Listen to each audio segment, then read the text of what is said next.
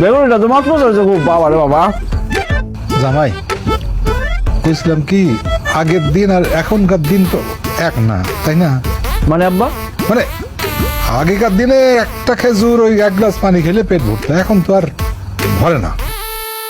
হ্যাঁ, তাই আমাকে ওই পুরোটা খাইতে হবে এখন আর কি। এই না না না না, আপনি সব খান না, পরে পেট বাস্ট হয়ে যাবো গা। আম্মা আপনার আপনি খান। বহুত বাস্ট, আমার খাইতে হবে। তাহলে এসব ফালতু কথা বলেন কেন? খেজুরের পানি খেলে আপনার পেট ভরে যায়? আরে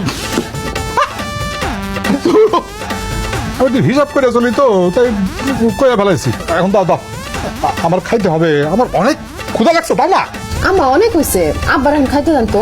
1 মিনিট, আব্বা খাইতে পারবো ঠিক আছে, কিন্তু আমার কথা দিতে হইব আগামীকালকে আমি আরো বড় করে ইফতার আয়োজন করুন। আপনি কিন্তু না করতে পারবেন না। আচ্ছা আমি কথা দিলাম, তুমি যত বড় বড় ইফতারি আয়োজন করো, আমার কোনো অসুবিধা নেই, তুমি আমার খাইতে দাও, খাইতে দাও, খাইতে দাও, খাইতে দাও।